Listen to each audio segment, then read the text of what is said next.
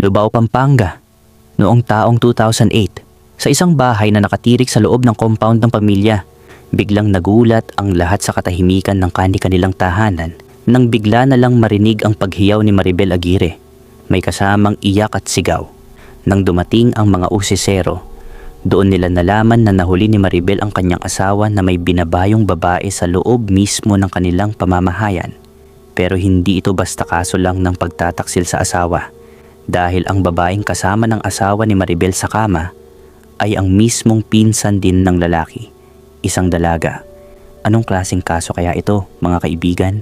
Tara at pakinggan natin ang kaso ng magpinsang magkalaguyo. Kaya't simulan natin sa umpisa ng kwento. Sa isang parte ng Lubao, Pampanga, doon nakatira ang mag-asawang Nelson Aguirre at Maribel Aguirre. Hindi mayaman, hindi rin mahirap. Sapat lang ang kita. Si Nelson ay may regular na trabaho. Madalas nasa labas ng bahay, minsan overtime, minsan may sideline. Si Maribel naman ang mas madalas nasa bahay. Siya ang nag-aasikaso ng lahat. Siya ang tipo ng asawang tahimik lang. Hindi pala away, hindi selosa. Basta alam niya ang papel niya bilang asawa. Wala silang anak noon. Hindi dahil ayaw, kundi dahil hindi pa raw oras. Yun ang palaging sinasabi ni Nelson. At naniwala naman si Maribel. Wala siyang dahilan para magduda. Pero sa mga araw na lumipas ay dumating si Ira Mendoza, pinsan ni Nelson sa tuhod. Anak ng tiyahin niya sa probinsya rin. 21 taong gulang. Walang asawa, walang trabaho. Ayon sa nanay nitong si Tess Mendoza, pansamantala lang daw ang pananatili ng anak sa bahay ng magpinsan. May aasikasuhin lang daw sa Maynila. May aayusin na mga papeles. Mas pinili ni Aira na manatili muna doon sa pinsan niya dahil mas malapit ito sa Metro Manila. 2 oras lang ang biyahe kung tutuusin mula Pampanga papuntang Maynila. Kaya mas mainam na iyon kaysa mangupahan pa siya sa Metro Manila. Ayon pa kay Nelson noon, mag-a-abroad nga raw si Ira, kaya nag-aasikaso ito ng mga papeles. Sa Bicol pa kasi nagmula si Ira. May kaibigan sana itong tutuluyan pero hindi rin natuloy. Kaya ang bagsak niya ay sa bahay na lang ni Nelson. Total pinsan niya nga naman ito at para sa kanila, ano ba naman ang tumira roon si Ira ng ilang buwan? Pumayag din si Maribel dahil pinsan nga ito ng asawa niya. At sa probinsya, normal lang iyon. Nang dumating si Ira, sa umpisa, maayos ang lahat. Si Ira ay magalang, tahimik, tumutulong sa gawaing bahay, nagluluto minsan, nagwawalis, nakikisama. Walang reklamo si Maribel. Sa totoo lang, natuwa pa nga siya dahil may kasama na siya sa bahay kapag wala si Nelson. Pero habang tumatagal, may mga bagay na unti-unting nagbabago. Napansin ni Maribel na mas nagiging komportable si Ira sa loob ng bahay. Hindi na ito nahihiyang magbihis sa sala. Hindi na rin nahihiyang pumasok sa kwarto nilang mag-asawa para lang magtanong. Minsan, kahit wala si Maribel ay naikukuwento ng mga kapitbahay na komportable pa rin si Ira, na ang kasama sa bahay ay si Nelson tuwing day off nito sa trabaho. Hindi agad yun binigyan ng mali siya ni Maribel. Maging ang mga kwento ng kapitbahay na parang iba raw ang galawan ng magpinsan ay hindi niya pinansin. Pinsan naman ni Nelson si Ira. Siguro, close lang talaga silang magpinsan. Pero may mga pagkakataong hindi niya maiwasang mapaisip. Kapag umuuwi si Nelson galing trabaho, madalas ay magkausap na ang dalawa. Tahimik lang si Ira pero nakikinig. Si Nelson naman ay mas madaldal kaysa dati, mas palangiti. At parang laging ganado ang kanyang mister sa trabaho, lalo na tuwing umuuwi ito. May mga gabing maaga na raw matutulog si Ira, pero kapag dadaan si Maribel sa tapat ng kwarto, bukas pa ang ilaw. Minsan, may maririnig siyang boses. Kapag tinanong niya kung okay lang, sasabihin ni Ira na nagte-text lang daw siya. May mga araw din na aalis si Maribel para mamalengke o dumalaw sa kamag-anak. Pagbalik niya, tahimik ang bahay. Walang tao sa sala, pero may bakas ng presensya sa loob. May basong hindi nahugasan. May upuang tila, kakaligpit lang. Pero maliliit na bagay lang ang mga iyon. Wala nga pang matibay na ebidensya sa iniisip niya. Maski siya, nag-aalangan din sa sarili niyang hinala. Kasi nga, napakababoy naman ng asawa niya kung pati ang mismong pinsan nito ay kakabayuhin pa. At ayaw rin ni Maribel mag-isip ng masama. Ayaw niyang magduda sa sarili niyang asawa at sa pinsan nito. Pero sa labas ng bahay, nagsisimula na ring may makarinig. May kapitbahay na nakakapansin na magkasabay umuuwi sina Nelson at Ira kapag wala si Maribel. May nakakita raw na magkasabay silang bumili sa tindahan, magkatabi, at ang kilos ay parang hindi magpinsan, parang magnobyo at nobya. May nagbiro pa nga na parang magjowa. At doon mismo nagsimula ang mga kwentong akala mo ay malabong mangyari sa magpinsan hanggang sa isang araw. Nakahanap din ng trabaho si Maribel sa palengke. Nag-aangkat kasi ng bangus mula Pangasinan ang tiyahin niya. Kaya kinuha siya nito bilang kasamang magtinda ng isda. Madaling araw pa lang ay gising na si Maribel. 4:00 pa lang ng umaga ay naghahanda na siya. 5:00 ay nasa palengke na. Dahil doon, mas gumaan din ang buhay ng mag-asawa. 2 income na ang pumapasok sa bahay. May pambili na ng ulam araw-araw.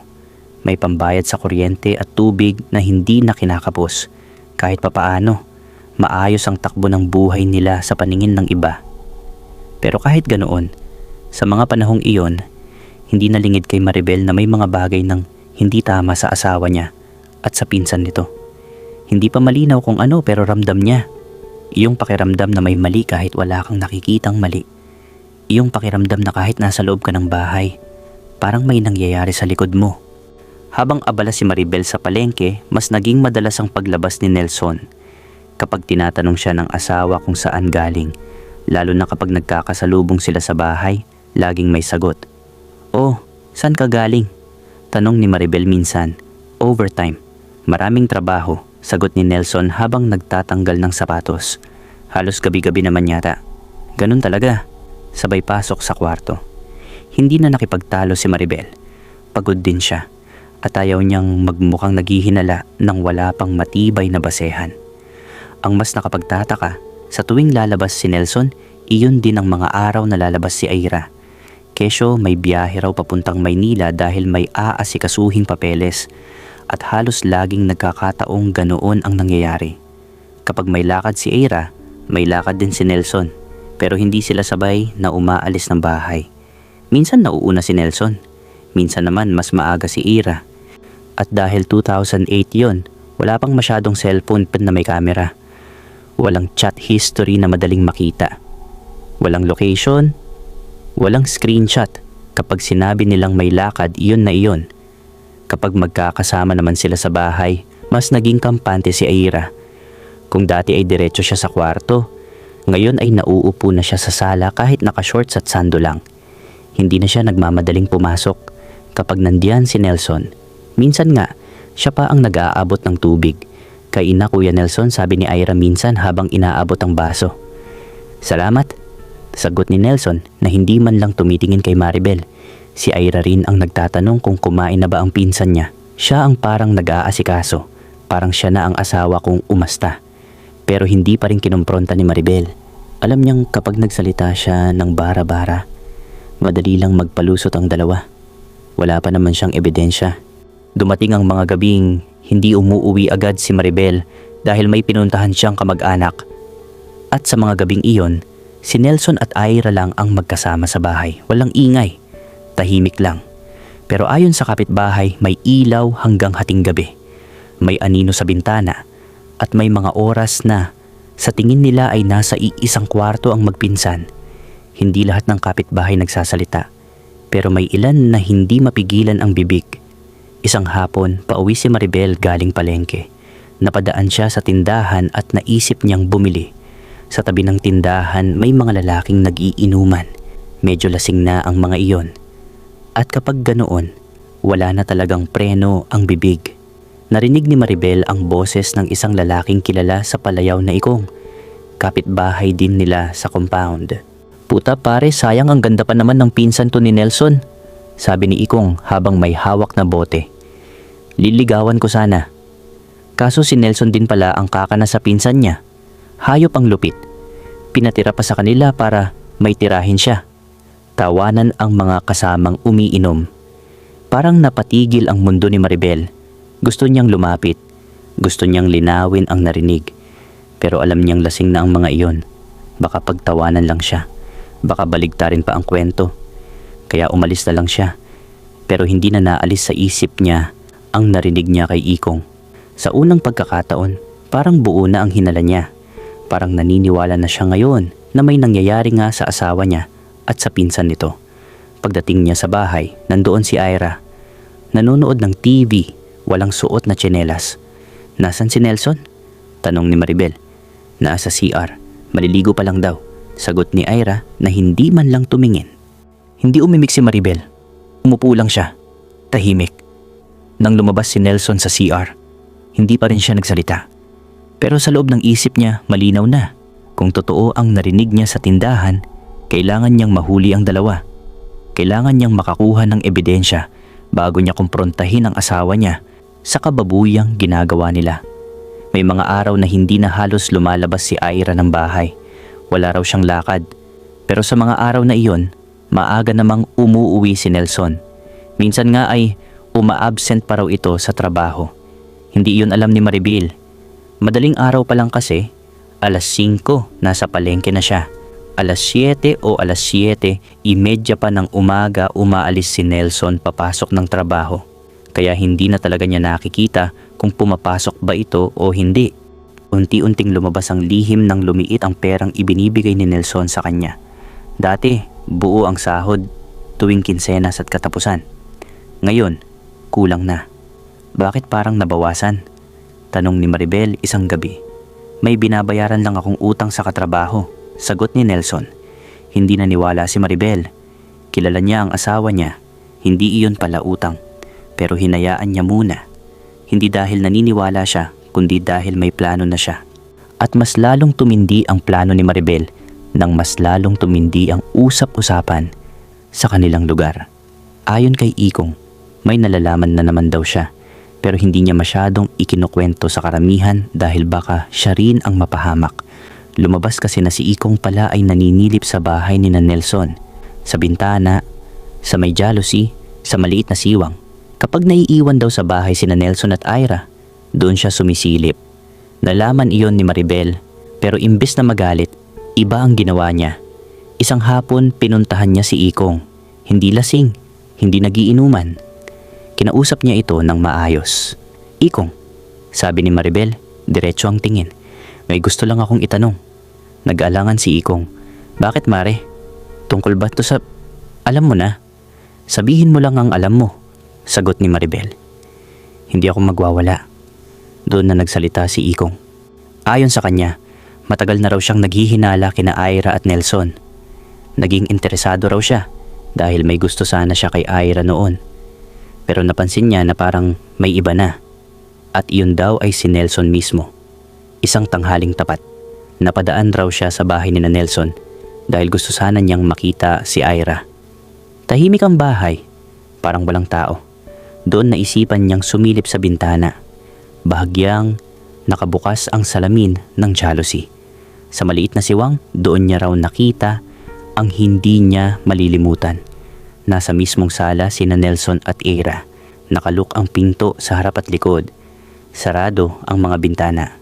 Magkatabi silang nakaupo sa sofa. Ayon kay Ikong, nilalaro raw ni Ira ang batuta ni Nelson habang magkadikit sila. Hubad daw si Ira sa pang-itaas. Wala pati bra. Kitang-kita raw ang dibdib nito. Si Nelson naman ay nakababa ang short. Akala ko nananaginip ako, sabi ni Ikong kay Maribel. Pero malinaw na malinaw.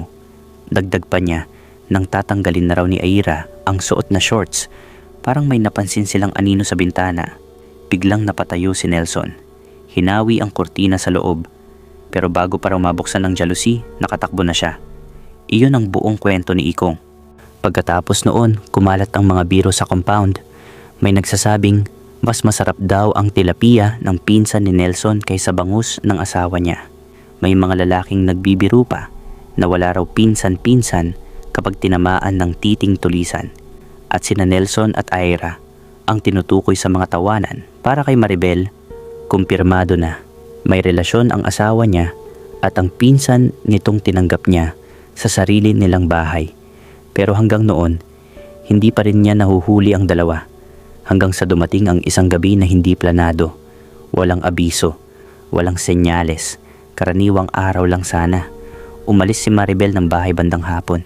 Sinabi niyang sasama siya sa tiyahin niya na mag-aangkat ng bangus sa Dagupan.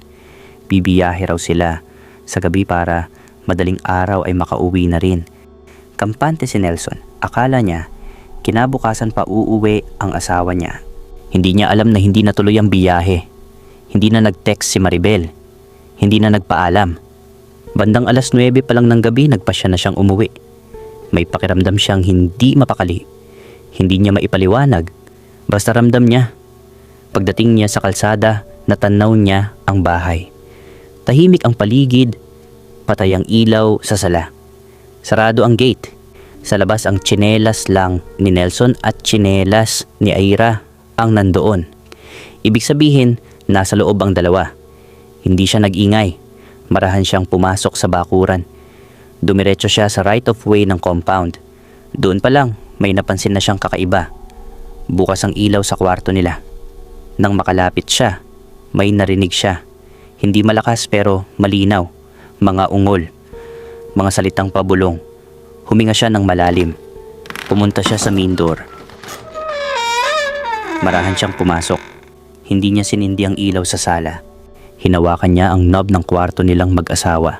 Sarado ang pinto pero hindi nakalak. Isang hila lang. Pagbukas ng pinto, tumambad ang lahat. Nasa kama si Nelson. Hubad. Nakatayo ang batuta. Nakahiga. At nakapatong sa kanya si Aira. Walang kumot. Walang saplot. Walang tinatago. Nanlaki ang mata ni Aira. Nanigas. Si Nelson, ilang segundo munang hindi nakaintindi. Nang makita niya si Maribel sa may pinto, saka lang siya napasigaw. Sumigaw si Maribel. Hindi niya alam ang eksaktong sinabi niya. Basta sigaw yon ng galit at sakit. Lumapit siya sa kama. Hinila niya ang buhok ni Aira. Ano to? Sigaw niya. Sa bahay ko pa? Napatili si Aira. Tinulak siya ni Nelson. Sumigaw din ito. Tama na, hipag, patawad.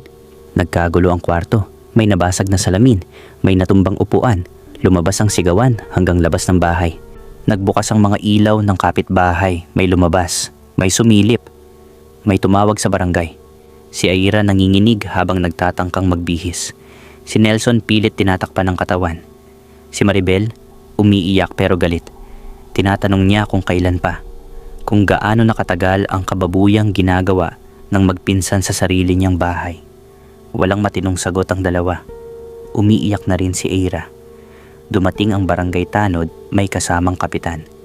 Pumasok sila sa bahay. Nakita ang kalagayan. Wala silang nagawa kundi pakalmahin ang sitwasyon. Sa loob ng ilang minuto, kumalat ang balita. Hindi pa tapos ang gabi, alam na ng kalahati ng barangay ang nangyari. May nahuling magpinsan sa loob mismo ng bahay, magkapatong sa kama. Napunta sa barangay ang tatlo noong gabing iyon.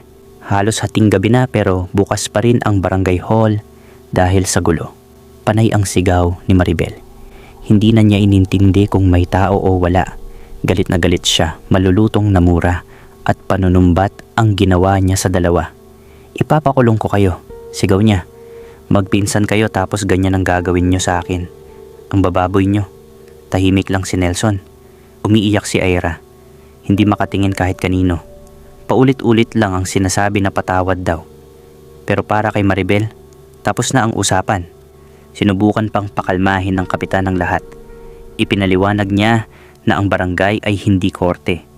Kung gusto raw talagang magreklamo ni Maribel, kailangan niyang iakyat ang kaso sa piskalya. Doon mismo, nagdesisyon si Maribel. Paglabas nila ng barangay hall, diretsahan niyang sinabi kay Nelson at Aira na umalis na sila. Wala nang paliwanag. Lumayas na kayo, sabi niya. At maghanda kayo. Hindi dito matatapos to. Walang nagawa si Nelson. Kahit may mga ginastos siya sa bahay, lupa ni Maribel ang kinatatayuan noon. Dayo lang si Nelson sa Lubao. Napunta lang siya roon dahil pinakasalan niya si Maribel. Legalmente at praktikal wala siyang laban. Umalis sana Nelson at Aira noong gabing iyon. May dalang kaunting damit. Walang malinaw na plano. Basta ang alam lang nila, hindi na sila pwedeng bumalik. Kinabukasan, kumilos si Maribel. Tinulungan siya ng tiyahin niyang nagaangkat ng bangus mula Pangasinan. Siya ang sumagot sa abogado. Siya ang naglakad ng papeles. Sa loob ng ilang araw, naisampa ang reklamo sa piskalya. Concubinage ang isinampang kaso laban kay Nelson. Nakasama sa reklamo si Aira bilang kabit. May mga salaysay ng kapitbahay, may blotter, may statement ng barangay. Sapat para umusad ang kaso. Pero habang inaasikaso ang lahat, nakalayo na si Aira. Umuwi siya sa Bicol, sa probinsya nila. Dahil doon, hindi agad siya nahuli. Sa batas, pwede siyang maaresto kapag may warrant na. Pero dahil nasa ibang rehiyon siya, mas tumagal ang proseso. Hindi siya agad nakulong. Parang nakatakas siya. Si Nelson hindi pinalad. Naiwan siya sa Pampanga sa isang apartment. Nahuli siya makalipas ang ilang linggo matapos mailabas ang warrant. Nakulong siya habang dinidinig ang kaso.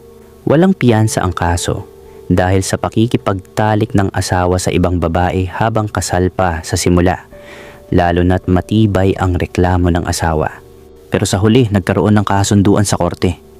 Hindi na itinuloy ni Maribel ang kaso hanggang dulo. Hindi dahil pinatawad niya si Nelson, kundi dahil gusto na lang niyang tapusin ang lahat. Naghiwalay sila ng tuluyan. Legal at tahimik, si Aira na natili sa Bicol, hindi na bumalik. May mga balitang nag-asawa raw ng iba. May nagsasabing nagpalit ng apelido. Walang nakakaalam ng totoo. At si Maribel nagpatuloy sa buhay.